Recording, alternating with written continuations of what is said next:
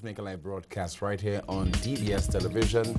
My name is Timothy Polion. We go up until 10 o'clock this evening, at which time we conclude with the clip that peaked. We often hear that it's the island's mainstay of the economy. It's the leading generator of foreign exchange.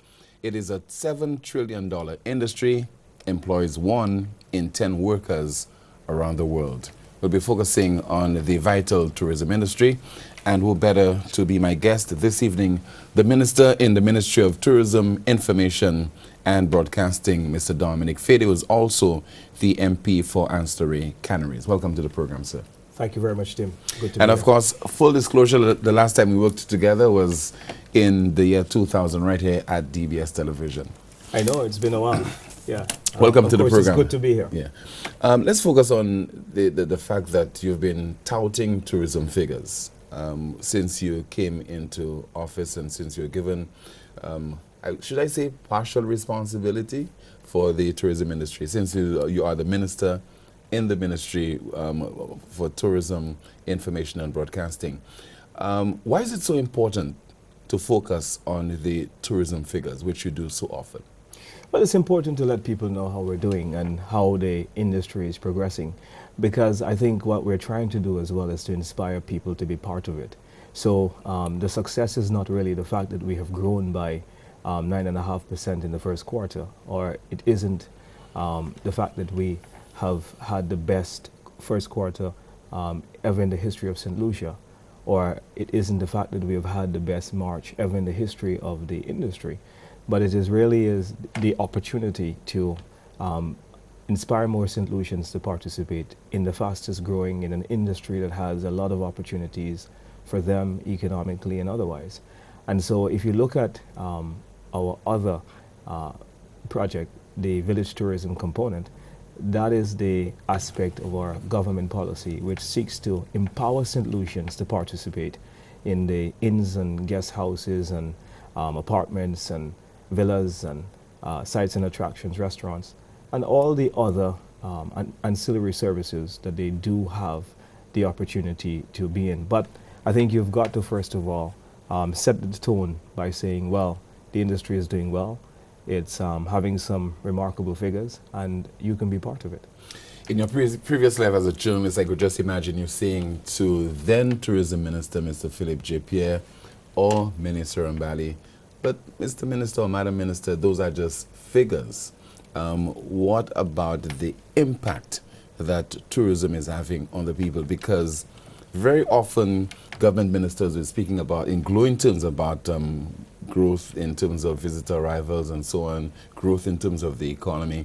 But you continue to hear people say that I'm not feeling the real impact, the positive impact I'm supposed to be experiencing. It is just not there. What say you to those people who are watching the broadcast right now and were saying, despite the figures, I'm not feeling the impact? Well, we need to do a better job at explaining to the public the real impact of tourism, because if you look at people who work in the government and you look at the taxes that are collected from the industry, you look at every time the hotel industry pays an electricity bill, you look at what happens at Wasco, what's the total consumption of the hotel sector, or the tourism sector rather, and their contribution to the revenues of Wasco and Wasco's capacity to hire more people.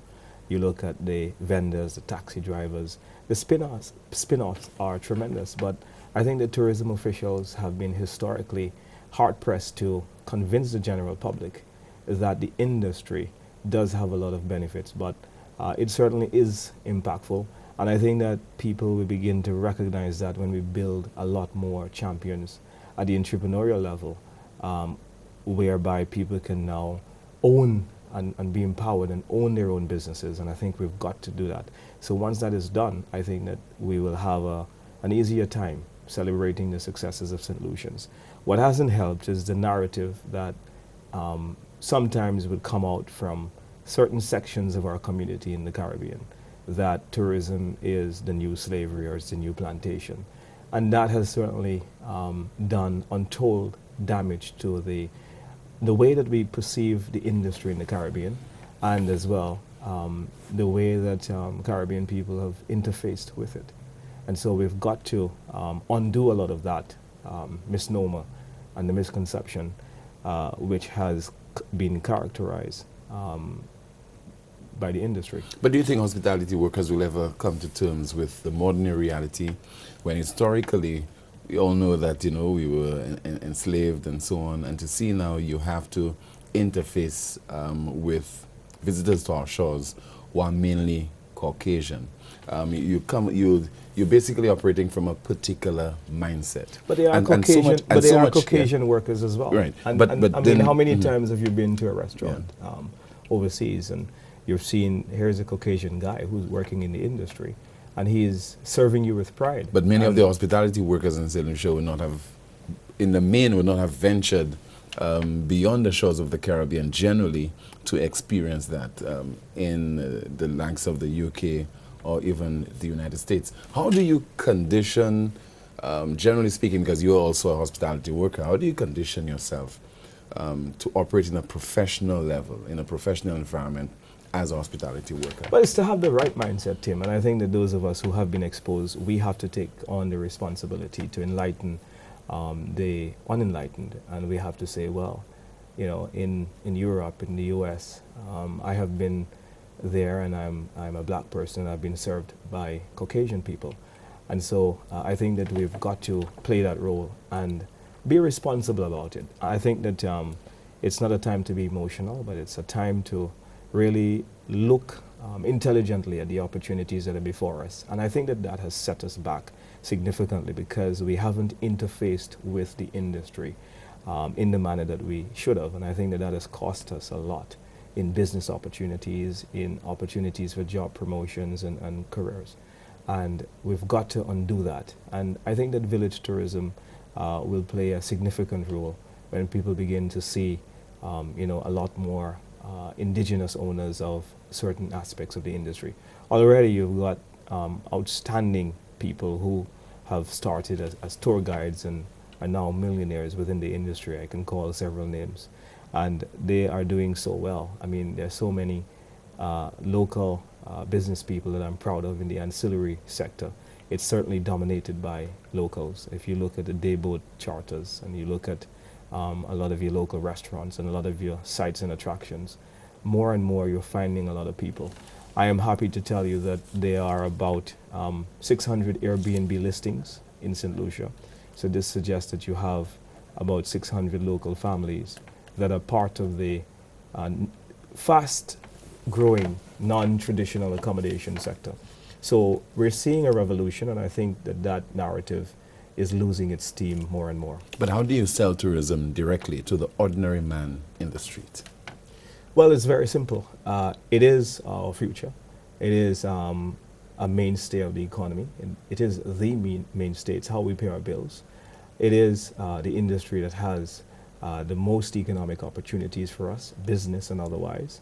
And we've got to make sure that we keep selling this message, which is why I'm here tonight. But Mr. Minister, it can be a very tough sell if somebody is unemployed and they will tell you that they are not benefiting at all from the tourism industry. So why are you saying to me, as somebody who's not benefiting at all directly or in quote unquote directly or indirectly, that I should have any faith in such a sector? Well, if you think of, you know, farmers, and every time you sell a purchase to a hotel, where does that money come from? And if you try to trace that dollar and how far it reaches and where the farmer spends his money into that local shop, and then the shopkeeper, where do they spend that money? It goes very, very far, and it's very, very impactful. And we've got to continue selling that message and preaching the good news that there is opportunity in the tourism sector for all. I think that I'm very, very proud of efforts now by the Department of Tourism.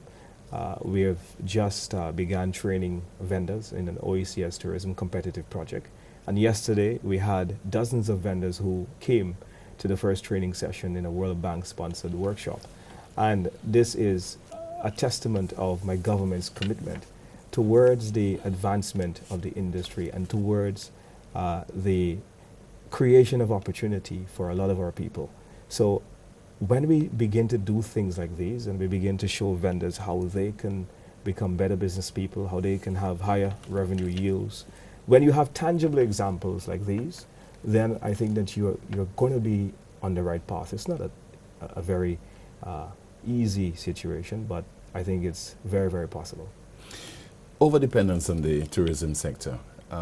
Do you think that, and let's look at St. Lucia directly, there's just too much dependence, and just maybe we can consider ourselves to be too complacent and maybe a little bit too lazy, for lack of another word, because we depend on tourism so much and not focusing on other areas of economic activity that could certainly help with regard to our economic development. Let's take manufacturing. We're not doing too well there at all. And definitely we seem to have put all our eggs in the tourism basket. Well, with globalization, it was always going to be difficult for small countries like ours to compete with larger countries that have economies of scale, greater capacity, large domestic markets. I mean, look, you don't have to go very far. Look at Trinidad and the fact that they've got, energy and, the cost of production and the advantages that they have in the manufacturing sector. It would be very difficult for small countries with very limited resources. But what we've got to do is, where we lack in the economies of scale, we've got to make sure that we be efficient and we maximize and optimize in the economies of speed. So we've got to be efficient, we've got to be innovative, and we've got to leverage the advantages that come with being a small country. And that is to be nimble, that is to be flexible, that is to adapt very quickly to a lot of the developmental phenomena that will confront you from time to time. It will take larger countries a longer time, for example, to adapt to technology and to implement, large-scale changes towards their economic structure and so on. So we've got those advantages and we've got to tap into it. And being small is not always a disadvantage, but we've got to make sure that we reap every single benefit there is to being a small country. But now to your diversification question. When you look at the options available to small countries like ours around the world, there are not too many options where any studies have shown. Do you think it's a case of there are not too many options, a case of we're just not creative? We're not desperate because we have tourism, it is working. We'll go along, we'll straddle along with it until, for example, there's some global issue that would take a toll on it, such as, let's say, terrorism. Then we start to panic and look elsewhere. So do you think it's a case where we're just not sufficiently creative? No, I think that there are a couple other options, not too many more. In the foreseeable future, I can see that perhaps the information technology sector, because this requires you to think, and this requires human innovation and the ingeniousness of man, and the fact that you have a number of our own nationals doing very well in some of these sectors and are breaking ground in new studies in other countries where they have got the enabling environment.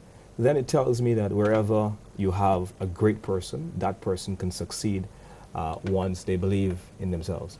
So I think that becoming a knowledge-based economy, whether we are selling financial services, whether we're selling information technologies, whether we are selling residency services or immigration services, these are the opportunities that I can see for economic advancement. I personally believe that CIP is not going to be sustainable when you look at all of the challenges that we confront by larger countries. But I think that we need to leverage the CIP for everything that we can and use the potential that it can bring economically so that we can advance our economy. But we've got to be careful how we spend the money as well and the things that we have invested in. But take, for example, you ventured into the CIP. St. Vincent and the Grenadines started its own CIP program in 1984. After that, we've had St. Kitts in 1984. After that, you've had a number of other territories. And St. Vincent and the Grenadines is vehemently opposed to CIP. Why would the government decide at the last moment, the previous administration, and this administration has endorsed it, to go ahead with the CIP when so many other territories in the Caribbean and indeed elsewhere in the world have embarked upon such an initiative to raise funds? Well, sometimes coming late can be a disadvantage in that you're starting very late and you've got to fight harder to establish yourself. But sometimes starting late can also be a positive, whereby you can learn from the mistakes of other countries. You are correct in saying that by the time we got in, you've had St. Kitts Nevis, you've had Dominica, Antigua, and Grenada with established programs. And what we have had is the benefit of their experience. So we learned from their success. And when we came in 2016 of June, we were able as well to learn from their mistakes, and some of the changes that we have made certainly has improved our program, and really is going to make it one of the best programs in the world. Are we reaping any benefits so far? Because the figures certainly do not I'm indicate. not the lead minister on CIP, Yeah. but I'm aware, I think last year, in the last financial year, there was about 27 million from the CIP unit, which was transferred to the consolidated fund. So I'm aware of that much. So that is a good start. But remember, we're starting late as well, and a second year into the program. I think it can grow. There are issues where we have got to, process and our passports a lot quicker. I think that some of the regional territories have got that on us. But one of the things that we will not compromise is the due diligence process. We want to ensure that whenever we approve a citizen, that it's someone of good character, someone that we will all be proud of, and someone that will not undermine the sovereignty and reputation of St. Lucia internationally. So you would have seen recently where some of the citizenships that got through the due diligence process, but we were bold enough and we felt that it was responsible enough to revoke those citizenships because they had the potential to undermine our sovereignty and our international reputation. Early on, you made reference to areas that certainly we can do better in. And to me, that would warrant us looking at the education system.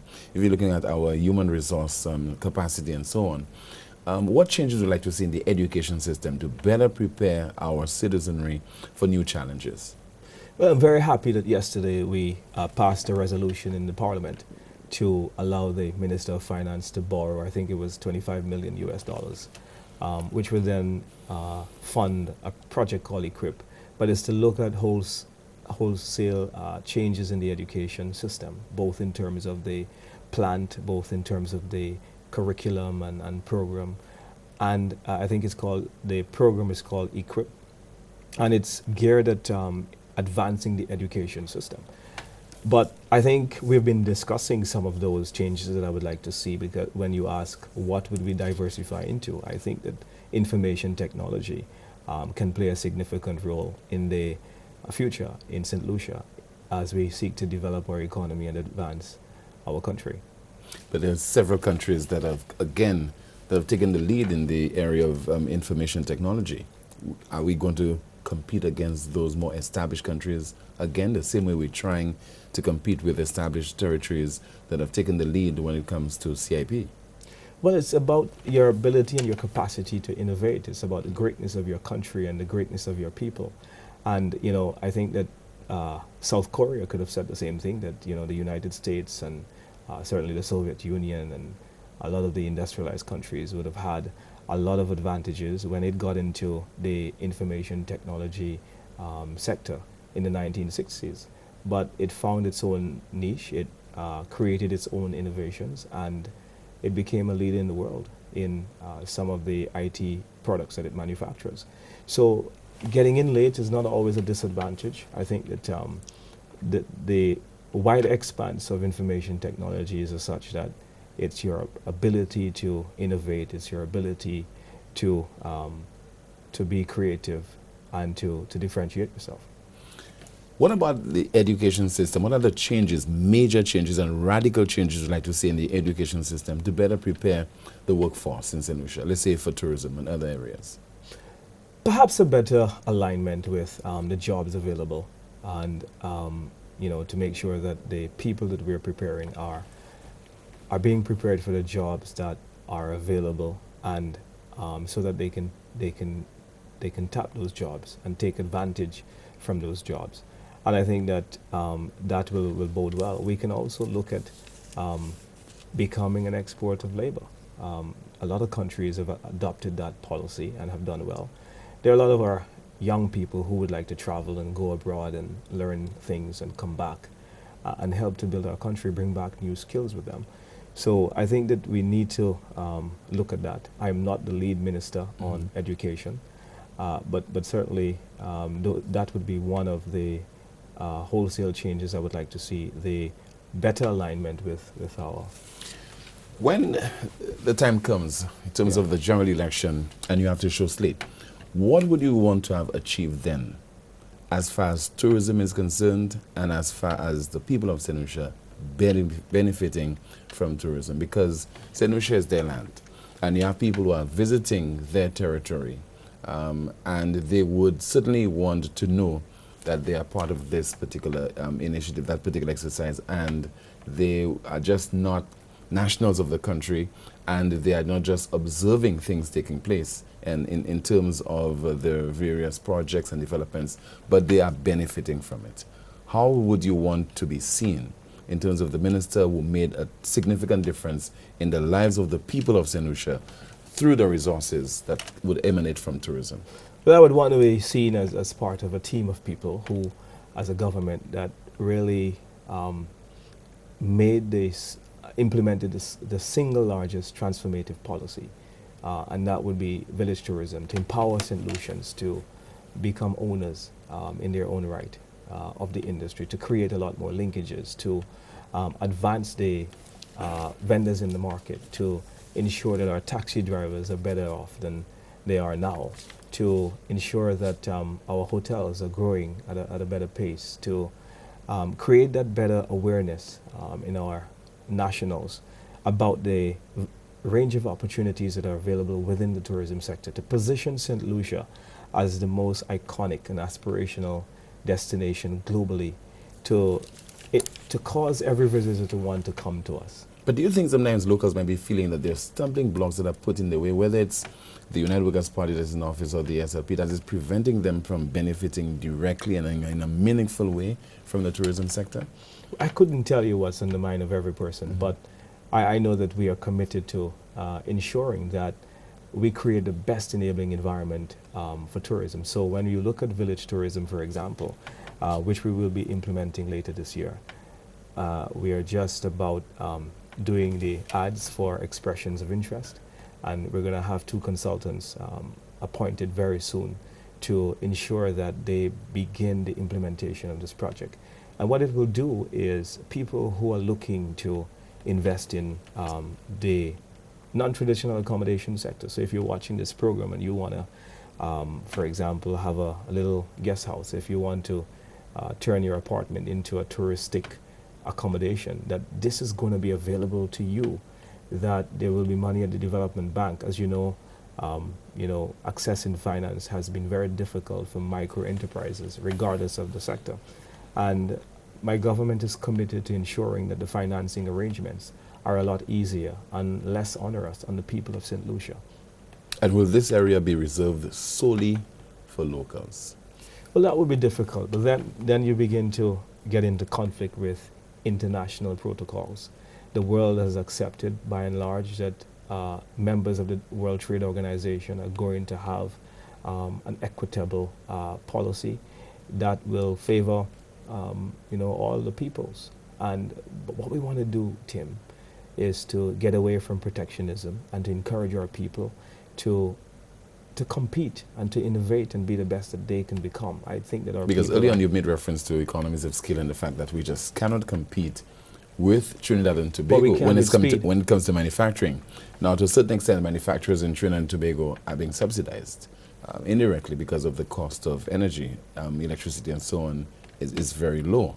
And we know why, because Trinidad and Tobago has that natural resource at its disposal. So in the case of tourism now, you think that St. Lucians again will be at a disadvantage as far as this issue is concerned, the heritage tourism, because we're not living it exclusively but there you for go, locals. and I think that I think it's important as we go forward in the Caribbean, as we look at the CSME, and as we try to refine it and make it better, that we need to continue advancing the argument that you need a level playing field as it relates to subsidies and it relates to the prices available. There have been a lot of suggestions made about the fact that it's unfair that Trinidad would actually subsidize the oil for its local manufacturers and then have a different price for everyone else. But that is one of the advantages that they have. And I think that you've now got to look at your advantages and then compete in the area where you're strong. Okay. Diversifying the whole economy, because we've been hearing a lot about St. Lucia in terms of its food import bill. I think about $300 million or thereabout. We are just importing too much of what is required in the agricultural sector. What is preventing our farmers from benefiting more from tourism? You know, I wish the Minister of Agriculture is here. He would be better placed to answer that question. But I think that a couple of things from my very layman view of things, and that is, I think that access to markets. I think a lack of, coordination between the demand and what farmers actually grow. So when I worked in the hotel sector and we looked at agriculture tourism linkage, we realized that what farmers were growing wasn't necessarily what the hotels were buying. And so if there was better alignment between what the farmers were growing and cultivating, and that was taken into great consideration with what the hotels were purchasing, then I think that that's one of the areas where you can create that access and create that opportunity. But I'm very pleased to tell you that my government recently has just had a very good policy whereby we have subsidized the fertilizers for farmers. I think it used to be somewhere in the area of $90 a bag. Now it's $36 a bag. We have invested in feeder roads, and the Ministry of Agriculture is planning a large-scale project nationally to invest in dozens of our feeder roads. We have done a lot more desilting than we've ever done to improve the irrigation of the fields. The figures are showing that a number of farmers have actually returned to their fields, if you look at the social economic review. So we're seeing very good progress from the Ministry of Agriculture. They've actually now in the process of putting back a number of hectares of lands into the cultivation of bananas. So a lot of lands that were idle, government is making a significant investment in making sure that those lands are ready for farmers to take them over so that they can come in. So I think that there's a resurgence of confidence, certainly. We have heard this before. We've heard this before. Even we've heard that several, in fact, decades ago, there was a special unit in the Ministry of Agriculture that was responsible for diversification. And this certainly has not worked well. It was financed by the EU. And we can't really talk about guarantees, but you, having worked in the tourism industry as an employee of the leading hotel in St. Lucia, and now as tourism minister, are you coordinating with the Minister of Agriculture to ensure that more farmers benefit, and how are you coordinating? Well, absolutely. That is part of a bigger discussion of the cabinet. We certainly are looking at ways and means as to how we can improve tourism linkages. I must tell you that I'm very proud of the private sector, the SLHTA. They have a linkage program already. They're doing very, very well through their agriculture clearinghouse, and they have an information marketing system where every single hotel that participate know what farmers are growing, what is available.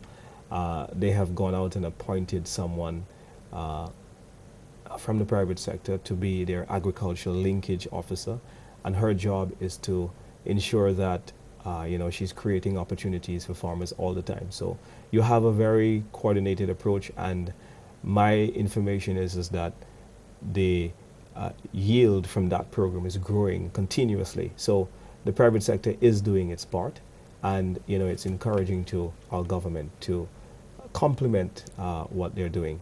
Of course, there is a very big push from us to get the banana exports back up and ensure that we create the best enabling environment, both from the point of view of agriculture, tourism linkage, but also from the point of view of banana exports. At one point, farmers were complaining that they were not being paid on a timely basis for their produce. How is that working, as far as you're aware? Has anything changed where this is But I know concerned? that there's a buffer fund at the development bank where farmers can actually give the invoice to the development bank. They would actually pay the invoice in 24 hours. and then the development bank would deal with the credit issue from the hotels. So there has been... Would that cost the farmers anything?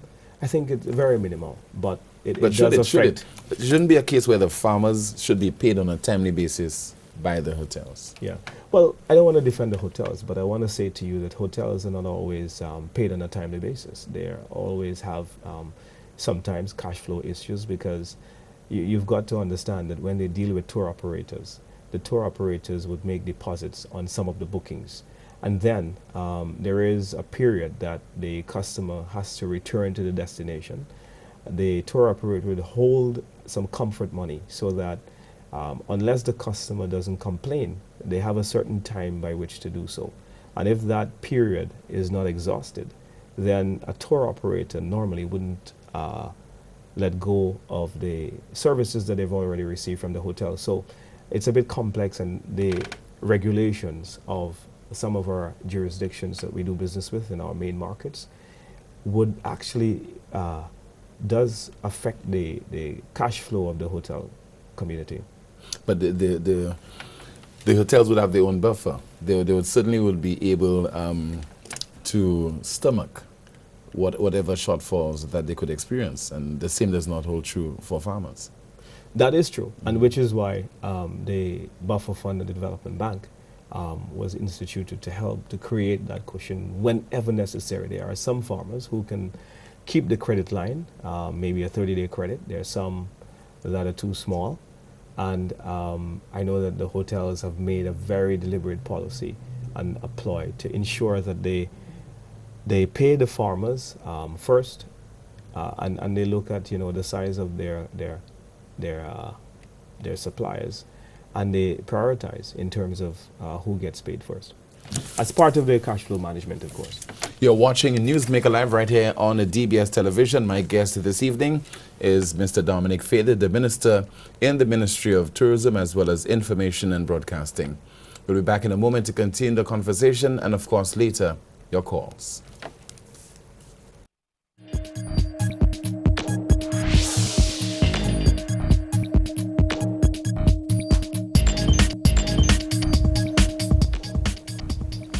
Welcome back. Thank you so much for staying with us. You're watching Newsmaker Live right here on DBS Television with my guest, Minister in the Ministry of Tourism, Information and Broadcasting, Mr. Dominic Fedee, who is also the MP for Ancillary Canneries.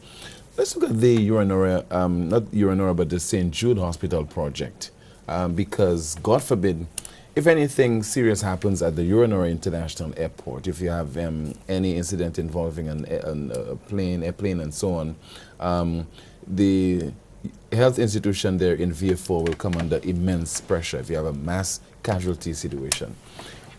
How is the government considering this, the possibility of this happening, and the fact that where the health institution is located right now, the George Odlum Stadium is in a dilapidated state? Well, I want to tell you, Tim, that we're so preoccupied by this issue. We haven't inherited a very easy situation.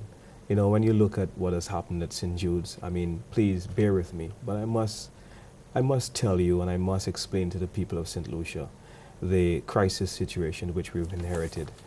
And that is, first of all, a hospital without a construction project, without DCA planning. You have the procurement mechanism that's very, very weird and strange and unusual. You've got cost overruns. You've got walls that are being demolished and built back several times. You've got the roof that was built several times. So you've got a project that is fraud and fraught with a number of anomalies and a number of difficulties. And it's not an easy one to inherit. I think that so far they've spent about $118 million. And I think it requires another $100 million, the technical report which we have received from the consultant to finish the project. And when you're caught with a situation like that and you've got very limited resources, you then have to take stock of the situation. You've got to stabilize what is a crisis situation. It's a total catastrophe. But I think at the heart of our interest and our first priority is the well-being of the patients and the nurses in the current facility, which is less than adequate for proper health care to take place and to be dispensed. Don't you think that's all the reason why nearly 2 years into the tenure of this administration, it should have dealt with this issue? It had sufficient time to deal with it within an adequate period. Yeah, but that seems to be the emotional thing to do. But you've got to also, Tim, lead on this issue to make sure that you don't continue the mess that has started several years ago. I mean, the previous administration presided over this project for about 5 years and can't finish it. But how has left us to reconcile in a this? bind. How, if you have a major situation involving, let's say, tourists from Europe and the United States, what do you say to those governments? Because we know that those governments, we have to directly account to them on a range of issues. Well, I don't have to go as far as Europe, but and we never have to haggle. They certainly would be having the lead as far as determining, you know, what should have happened and so on. And they could take different actions against us, impose sanctions, etc. Don't you think that we should, as a case of urgency, deal with that particular matter for the people of for the people of St. Lucia and also for our visitors, considering the implications? Our first and foremost priority are the patients in the current facility. And the Prime Minister has made the pronouncement that we will invest in that facility first and foremost to enhance it, to ensure that it is adequate so that quality and affordable health care can be dispensed from it in the short haul. This gives us some time to properly rectify the situation at the construction site. I think the plan is to build a new building adjacent to it in order to solve a lot of the challenges that exist now at St. Jude's. I am not a health expert, but I want to say to you that the Prime Minister, the Minister of Economic Development, and also the Minister of Health are the three persons in the cabinet that are taking the lead on this issue. And I see them every day, and I see their heartbeat, I see their pulse, I see how they're preoccupied with what is a national crisis. And I can tell you that I have faith that they will fix it. I want to give your viewers every assurance that the entire cabinet, we're committed to getting this done. We're committed to ensuring that the people of the South receive the best quality health care services that they deserve. But time is definitely not on our side. Time is definitely not on our side. Not for our nationals, not for the people of VA4, and certainly not for visitors to St. Lucia, because people are visiting your country definitely on the basis of if they have any kind of health problems, it will be attended to, at least within a reasonable period of time, before they can be transferred to their destination, in this case the US or Europe, where, for example, medical services are more advanced. What impact do you think this could have on the tourism industry in terms of St. Lucia's image? Because the more we pronounce, the more we delay on those issues, the more the various countries will be aware of the magnitude of the problem that we are experiencing right now. And they might or will be alerting their visitors if they have not been doing that well. Not alerting their visitors, but their nationals. Tim, St. Jude's Hospital is a misdiagnosed patient that is still suffering with cancer. That is the construction project. If you're going to now take on the job as a physician to try and bring healing and restoration to that patient, you must first ensure that you don't repeat the errors of the previous physician that was in charge of restoring that patient's health. And so we can't, it would be irresponsible of us to continue in the mode that we have, whereby taxpayers' money have been blown down the tubes. And this is a serious consideration as well. So the low-hanging fruit is to ensure that, yes, we look at the current facility, which is at the stadium, to enhance it, to make sure that it is adequate and it is up to par so that we can create a good service to the people that are currently there and potential patients as well. But also, you want to ensure that you solve healthcare and you come up with a comprehensive policy and a comprehensive program, so that when you look at funding the healthcare sector, one of the things when we came in, we received a presentation from the transition committee that was going to transition VH to OKEU, and they said, well, we're spending $75 million less than what we require in the National Health Service. So could you imagine, in 10 years' time, you're going to spend $750 million less. A lot of maintenance issues would have been undermined. A lot of quality issues would have been bypassed. A lot of very difficult situations would have been created for the people, your nurses, your doctors, your workers, who have to dispense those services. You're talking about going to VH and seeing mothers laying on the kitchen floor, in a cot, in the maternity ward, ready to deliver a baby. These are real struggles in the healthcare system. People are sitting by in the waiting room, and it takes them an entire day to see a doctor. So what we know, Tim, is that the current healthcare system is not working.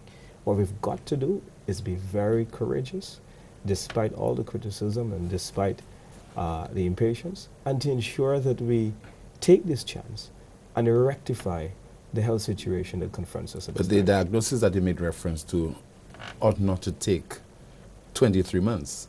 And that's been the tenure of this administration in terms of dealing with that St. Jude Hospital fiasco. So definitely, if there's a post-mortem and you determine that the cause of death is because of negligence, somebody has to pay.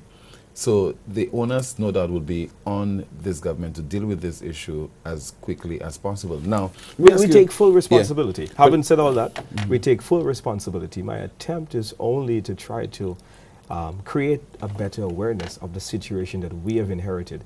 A lot of what you're seeing, a lot of the noises from the opposition, is all political. And it's really, really disappointing that they would politicize this issue the way that they have. Because if we look at what has happened, the situation is less than adequate. The situation is less than acceptable. They've had 5 years to finish the hospital. Why would I now listen to a government that has failed in the healthcare service and in the construction of this project? It has been an absolute catastrophe. But account for the stewardship of this government as far as this issue is concerned. The government has had almost 2 years. So we are doing the responsible almost thing. 2 years. We're doing the responsible thing. We've said that the previous administration have made a mess of this project, and we cannot continue that mess until we figure out what is really going on in this maze. It is an absolute nightmare, and we've got to make sure, Tim, that we find the answers before we move forward. Otherwise, I think that we would spend, how do you build a project such as the one you're seeing now on the screen without DCA approval? It is madness. How do you build it with no plan? We need a plan. We need proper drawings. We need to ensure that when we spend an additional $100 million to finish this facility, that it is taxpayers' money well spent, and that the outcome will be in the best interest of the patients, of the workers, and of the people of the south of the island. The poor state of the health sector in St. Lucia right now, what kind of reaction is it eliciting from other countries who have to send their nationals to St. Lucia, whose nationals are visiting St. Lucia on holiday and so on? Are you getting any reaction from the US, any reaction from the UK, any reaction from Canada at all? Not that I'm aware of. I want to say to you that, healthcare challenges, it's global, whether you are in a developing country, whether you are in a developed country. And, those challenges are real for even more industrialized countries. You look at so many people in the United States, millions are still uninsured. So we've got to fix the situation. We're looking at medical tourism as an option by which we can help to fund some of the cost of healthcare. And our government is committed to ensuring that we bring about new investment as well. A proposal which came to us was to suggest that we would need to increase the contribution, the NIC contribution by businesses and by also NIC contributors, workers, to contribute to the NIC program. And we believe that the people of St. Lucia and the businesses of St. Lucia can't really take any more taxes. And so what we're going to do is to try to find new money. We need investment into our healthcare sector. There are about 5 million Americans that travel every single year in search of cheaper and affordable healthcare. And we're talking to a lot of friendly governments and a lot of international health organizations with a view to coming up with the best strategy for a long-term solution to our health woes. Let's serve a bit to the Uranora International Airport. I heard the Prime Minister, he revealed just recently that there are plans to redevelop the Uranora International Airport. To what extent? Well, it's going to be a massive, it's going to be a new facility, a new apron facility. You will certainly have a new terminal, but it's with a view to looking at the south becoming a home port, because the airport is also tied to a cruise ship facility in the south. But we have reached the max. When you look at the airport, it just can't take any more capacity. We're not ready for more airlift. And so we're always having to scramble to find space. You go on the heavy days of Saturdays and Sundays, it's an absolute nightmare and it's an embarrassment. And so we have taken the decision to put on the airport development tax, and we've increased the departure tax as well. And we will raise the money that way via a loan facility from our friendly government, the government of the people's, well, the Republic of China, Taiwan. And that money will go towards the advancement of the airport. But it's going to be a very good project. It's very close to breaking ground. We're hoping to break ground later this year. And when completed, it will expand St. Lucia's capacity to grow its airlift, to expand its economy and create more jobs for our people. You said that the government will be utilizing a loan, but the opposition is saying that the previous agreement, arrangement it made to finance the project was through some PPP initiative. Why the decision to move away from this? Well, you form a PPP when it's in your disadvantage. I think that SLASPA has done a phenomenal job in terms of management of the airport. And we believe that with the increase in the departure tax, you certainly will have a surplus. We believe that that surplus should be controlled by the people of St. Lucia, by the government of St. Lucia. And you get into PPPs when you are not making money and when it is disadvantageous for the state to manage certain assets. But if it's doing well, why would you put it in the hands of someone else who you may not have the cover or the ability to monitor accurately what is actually happening? So our government is of the view that with the improvement and the increase in the taxes, that the revenues and the profit margins are going to be higher. Why burden the nation with more loans? But it's not a loan. It's a loan with a revenue stream. So here we have increased the tax. In fact, you know, we started this process, the financing of the airport, you would recall, sometime in 2010. And when the 2011, I think it was imposed. And when the then administration, they went so far with it in opposition, said that it was inhumane and it was unconscionable to begin to charge a tax on tourists when we didn't start the project. But what we were trying to do, Tim, was to plan the finances of the project. The money actually went into a special facility, and I think in the first year we picked up $50 million. So ending the tax is one of the worst mistakes that the opposition has made. We would have had, within their tenure, about $200 million. And I think it set us back significantly. Now we've got to go and implement the changes in the departure tax. But does it seem comical that the previous administration, the United Workers' Party administration, imposed the tax, the government of the St. Lucia Party removed it, and now this Well, they had to remove it because in administration they went too far and they made a political promise. But it wasn't premised on any logic, because when they came in, the same PPP arrangement which you referenced earlier, there is a cabinet conclusion that showed that they were going to do the very same thing by increasing the departure tax by $55. So it is the very same thing that they abolished, they were going to impose via a cabinet conclusion. And so, you know, it's the government that didn't know what they were doing. So they went so far, played politics in opposition, and had to jump off it because it didn't make no sense. Is there a need, you think, for the continuation as far as initiatives that are taken by previous administrations? Couldn't this government decide to go ahead with the PPP arrangement and make it work? No, because that, in our view, that arrangement was disadvantageous to the state and the people of St. Lucia. And we have an obligation to safeguard the best interests of the state and to ensure that when we enter into arrangements with private firms and individuals, that we do so on the basis of benefit to the country and what is in the best interest of the country. And we felt that the state was giving up a lot of its sovereignty. We are the ones that have the right to leverage the tax. And why would you want to leverage a tax for a private company to benefit from? It made absolutely no sense. So in this case, what we were doing is leveraging a tax so that we can control our own financial destiny as it pertains to the running of George Charles, Urinora International Airport. In terms of the logistics, how will the operations of the Urinora International be impacted? Will you simultaneously be operating the airport whilst developing it? How will that work? Well, obviously there's an existing terminal, and the location of the new terminal is going to be in a different location. I think it's in the area where you do the car racing. It's called the Kakabeth.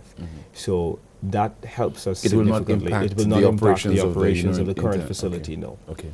But what it does is that while you're operating the current facility, you're then advancing towards the back of it. Okay. How long will the project take? I don't know those details, Tim. I would think 2.5 to 3 years. Okay.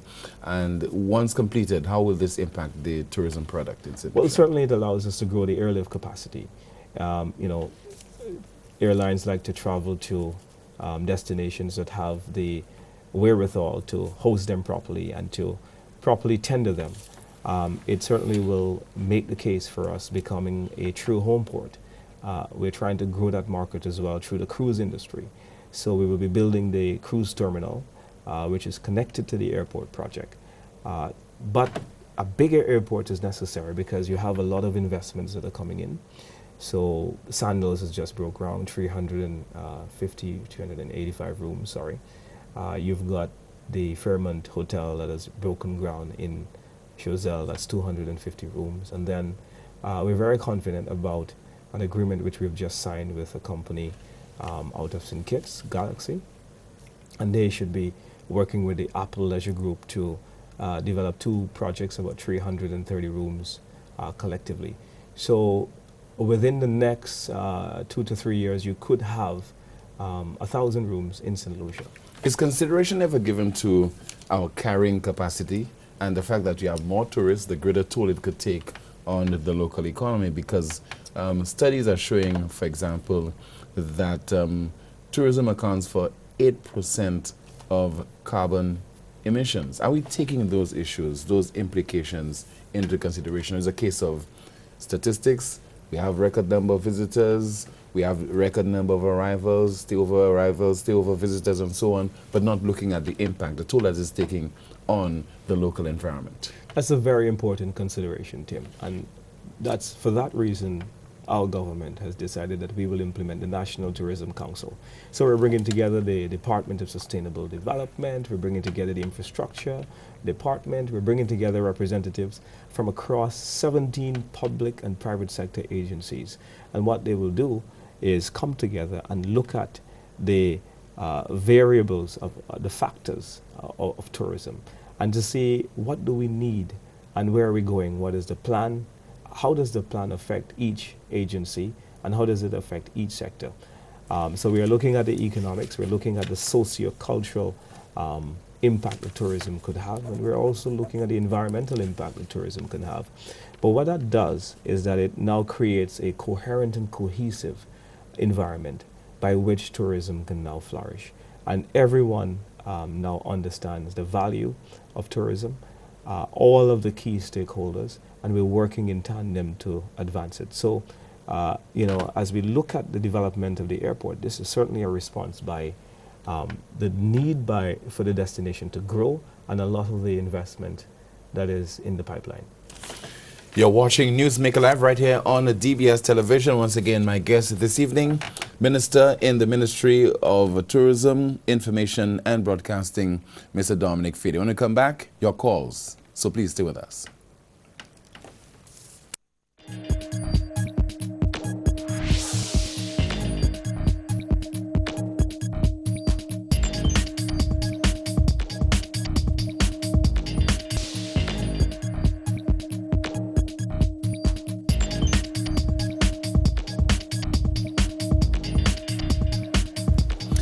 Welcome back. Thank you so much for watching the broadcast, and please log on to our Facebook page, DBS Facebook page.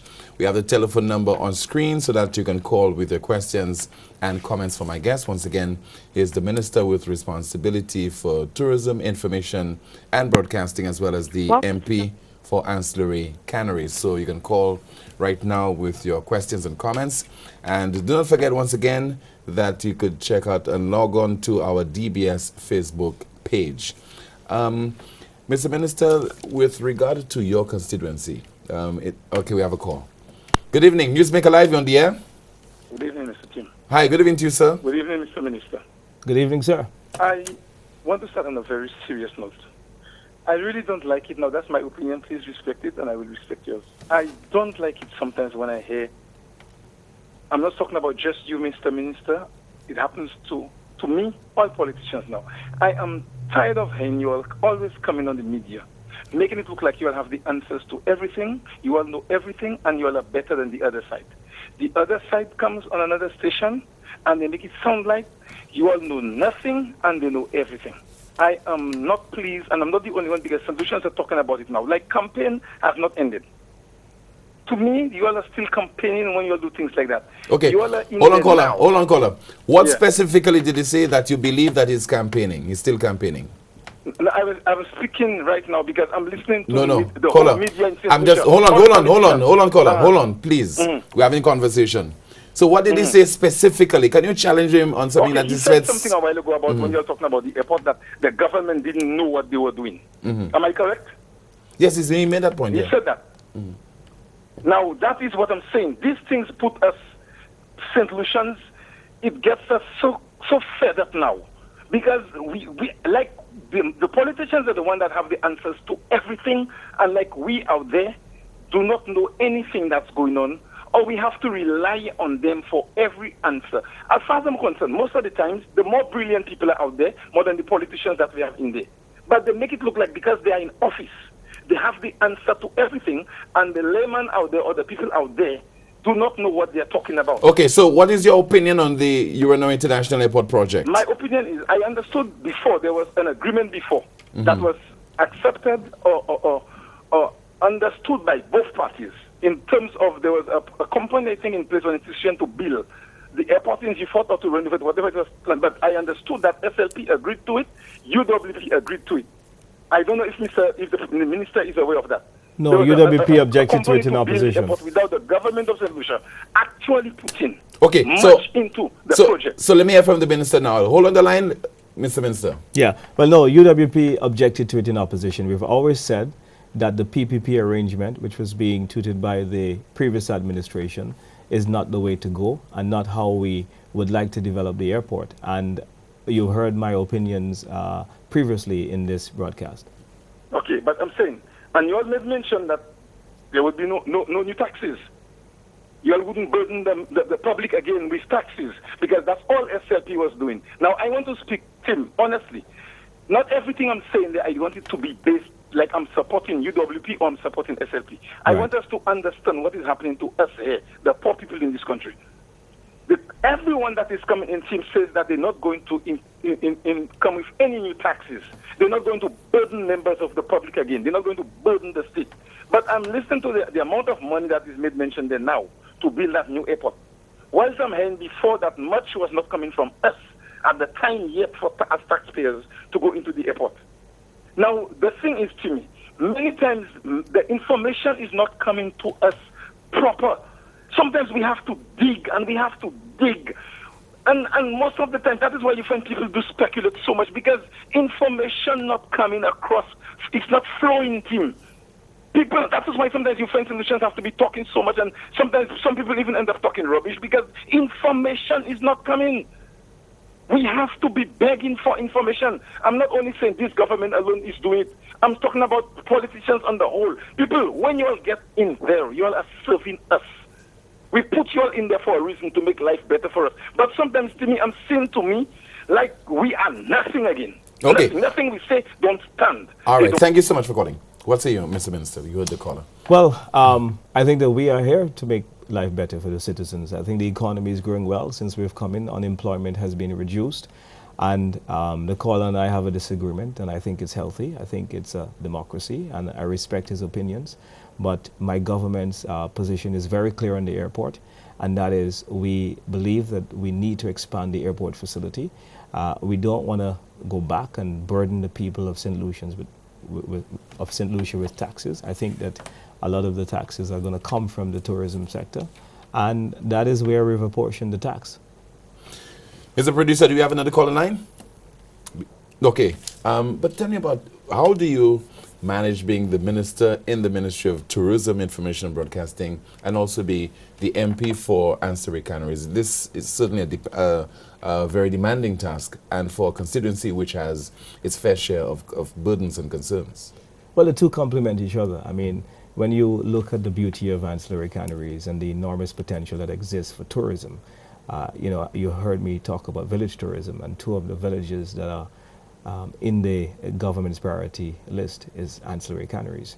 And so there'll be significant benefits, and there is tremendous dividends will be paid by me being head of the But there's so much, I mean, census of the centers would have indicated there's so much poverty in that constituency.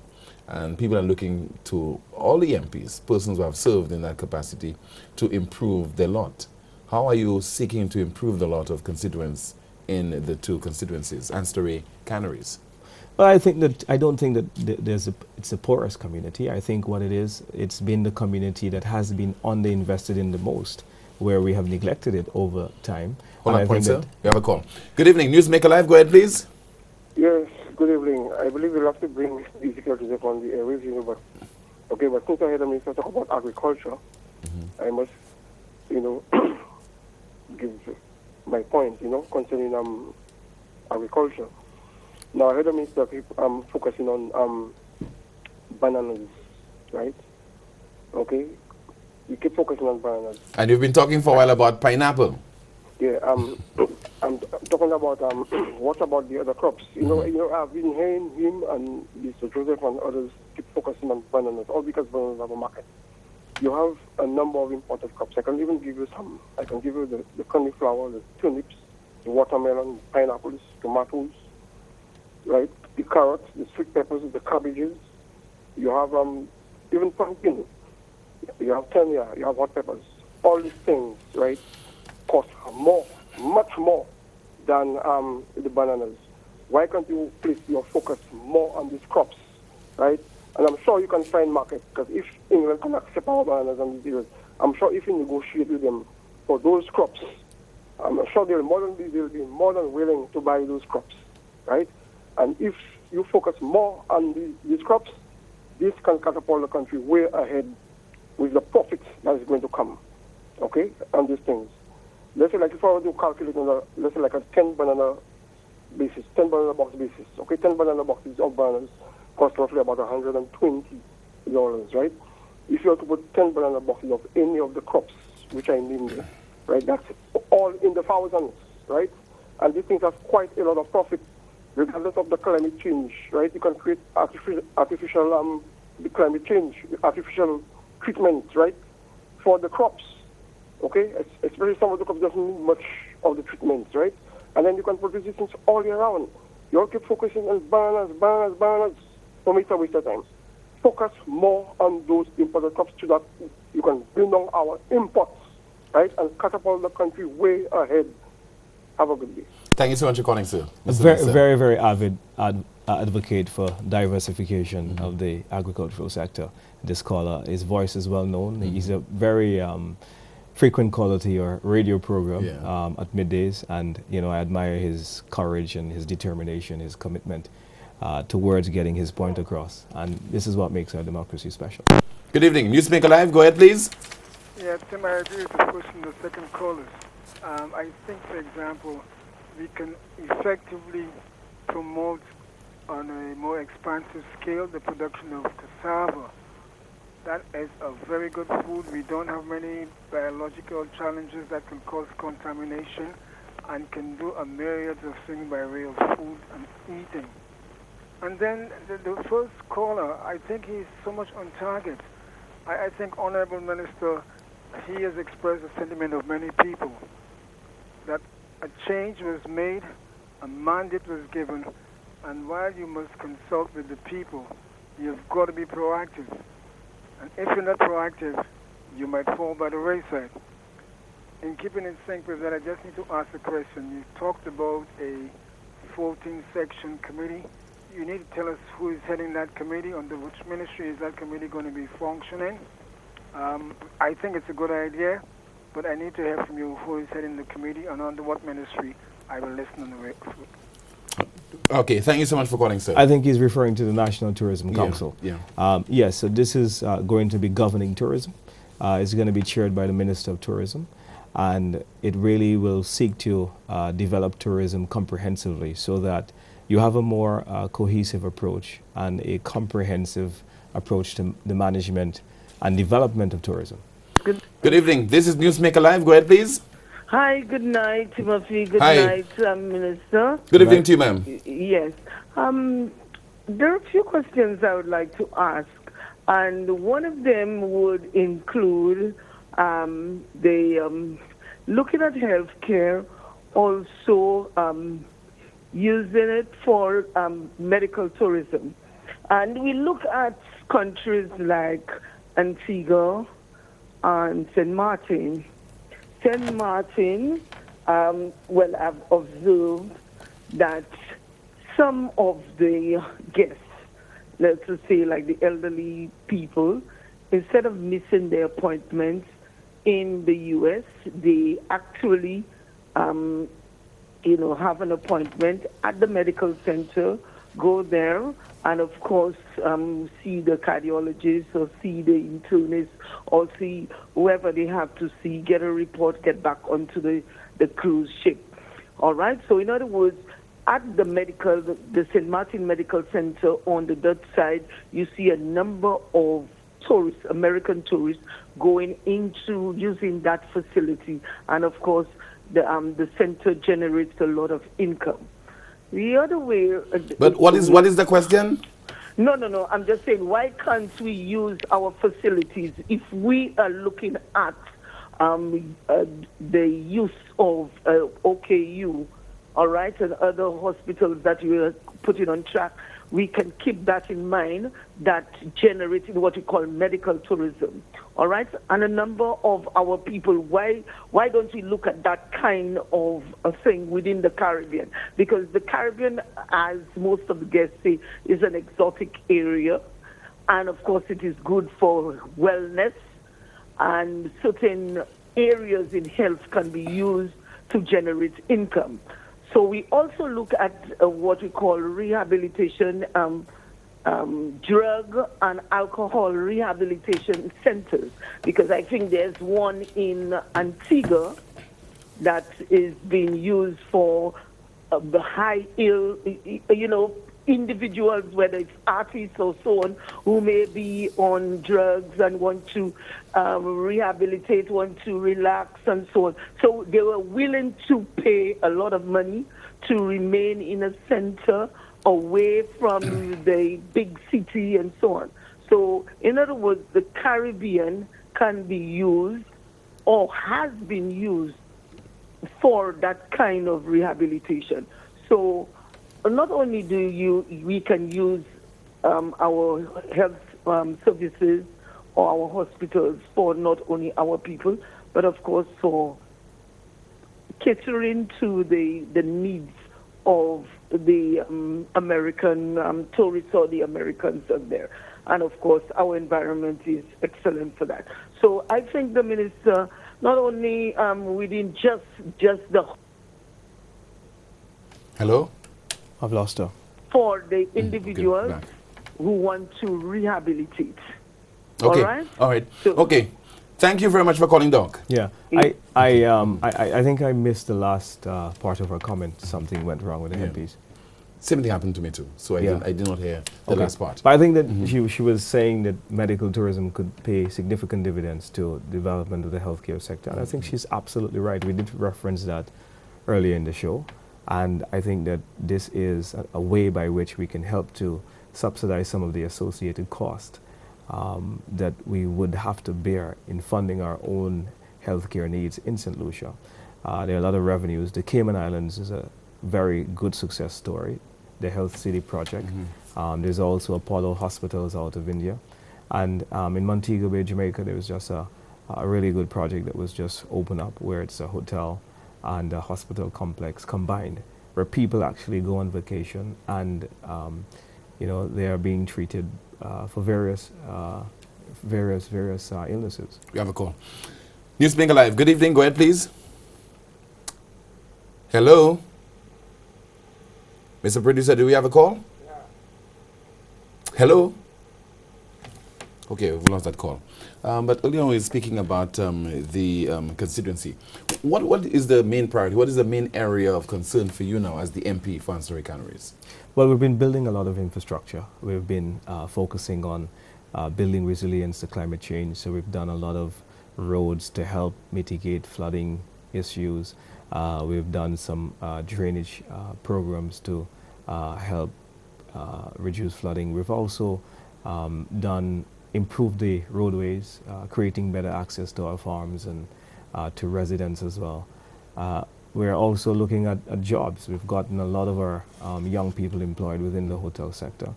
And, jobs are the #1 priority for me. You have another call. Good evening. Yes, good evening. Hi, good evening to you, caller. All right, Good evening. your television set is on, causing a terrible feedback. So I'll be a little patient tonight. I'll wait for you to turn it down or off. Okay. And then go ahead, I'll please. do that. Yeah.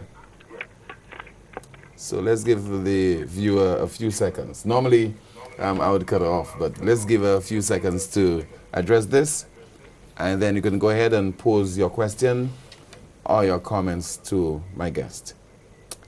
Are you ready for us, ma'am? Yes, I am. Yes, go ahead, please. Okay, then. It's my first time calling when Mr. Fede is on. Good night, Mr. Fede. Good night. How are you? Okay. All right, thank you. I must say that despite all what is being said, you are doing a damn good job, and I appreciate it. And I'm going to tell you something about you and your party. You all have a good reputation of cleaning the mess that the opposition leaves behind every time you all come into power. And for that, God will always bless you all. Because I see them as nothing but troublemakers.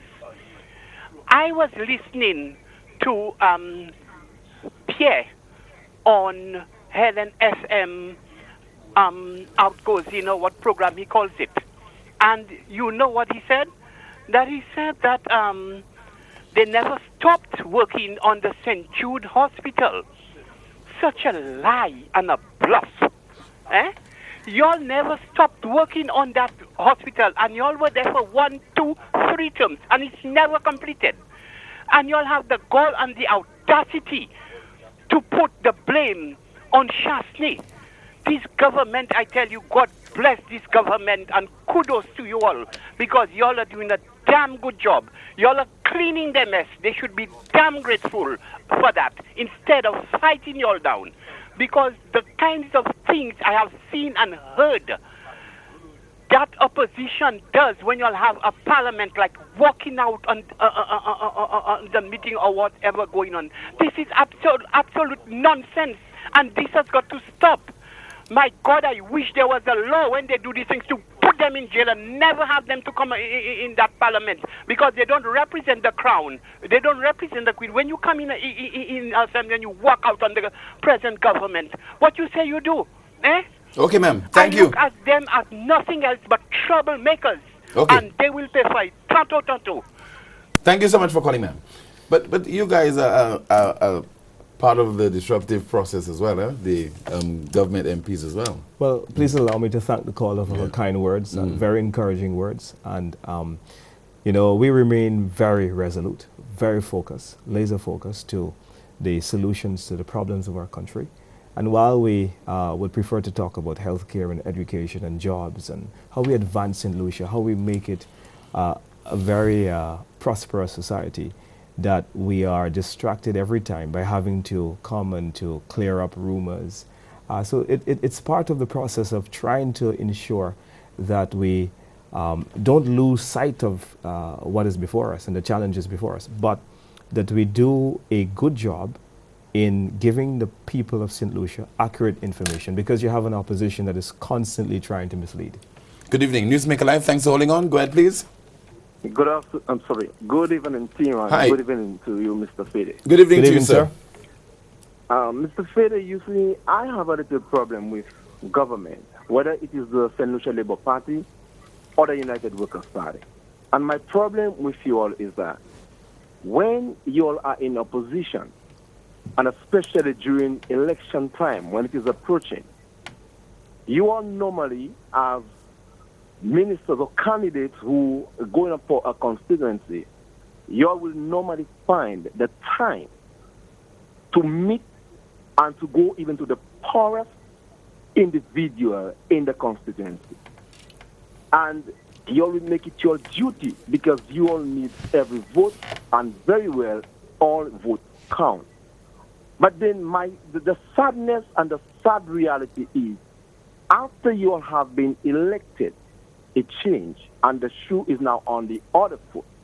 And it's like government is almost becoming like dictators. They don't really want to listen to nobody. The very same people who elect them and put them into power to govern, when they are now giving that baton with the power, they feel that they can dictate the people, and they don't listen to their voice. I have a serious problem with the St. Jude saga, because for me, I cannot see how a stadium who was not made to be a hospital can be retrofit and at the time used as a hospital for almost probably 9 years. And a hospital with so much money has been spent on it, a building.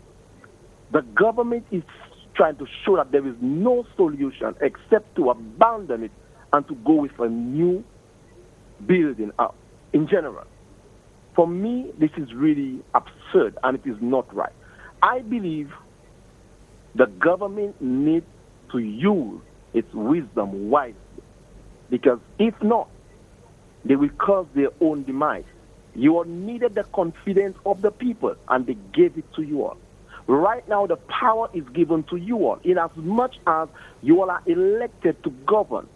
My brother, I want to encourage you, even when you are seated in cabinet or in parliament with your members, you need to have the balls and to let them know if they're going in the wrong direction. Tell them they are going wrong.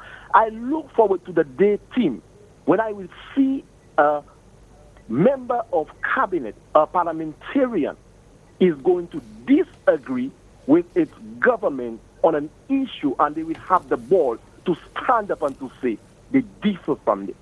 And not fight with the eyes of it, but rather with the nose has it. Okay. Thank you so much for calling, sir. What say you, Mr. Minister? Well, interesting call, and made some interesting points. And I think the debate we're having about healthcare, I think it's very, very healthy and important. I think we will learn a lot of lessons from it.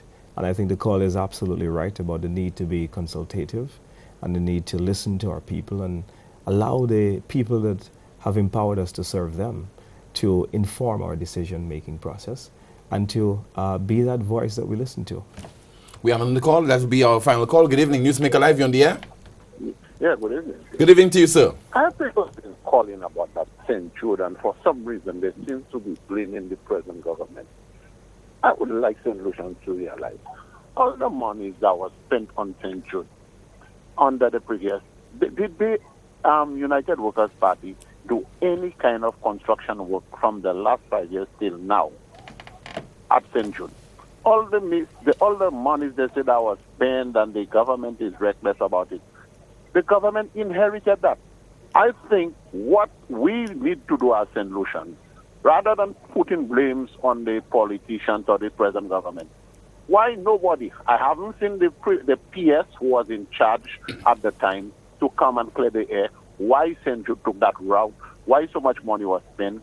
Nothing like that. Because to me, those are the right set of people to come out and explain to the public why St. Jude is in that mess.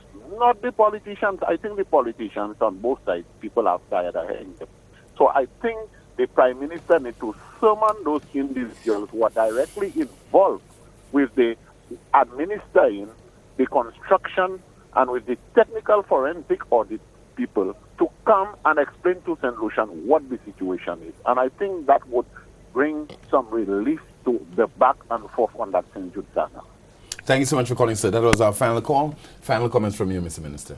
Well, thank you very much for having me, Tim. The challenges of our country are many, but I want to leave the people of St. Lucia with every assurance that whether it's healthcare, the unemployment situation, or the need for our economy to grow, that we're resolute and we are focused on the task ahead. And we are doing everything that we can to build the new and better St. Lucia as we promise you. So, Tim, I thank you. And I want to leave the people of the South with every assurance that we will deal with the St. Jude's situation. We've received a crisis. We've received a national fiasco. And we're committed to resolving it. We're taking full responsibility for delivering the hospital from where it is now. And we will ensure that this is done as early as possible. But we cannot continue to go in the manner that the previous administration has been going, where there's no DCA approval, where there's been no planning approval, where, for example, that we can not know the full cost and the real cost of the situation. But before I go, Tim, just give me a few moments to honor one of my iconic constituents. I want to make mention tonight of Herb Black, who will be honored on Friday as we launch the Takeover Calypso tent at the Ancillary Fish Fry in the waterfront. And I want to invite all of St. Lucia to come. I invite you as well to come. But we'll be honoring him. He'll be honored for 32 years of Calypso and dedicated service to the development of our culture. So I want to thank Takeover Tent. I want to thank the Fish Fry Committee for doing a fabulous job in revamping the Ancillary Fish Fry. Mr. Fede, thank you so much for being my guest on this evening's Newsmaker Live. To you, thank you so much for watching the broadcast and for contributing via your calls. If it's Wednesday, it's Newsmaker Live. Time now for the clip that peaked.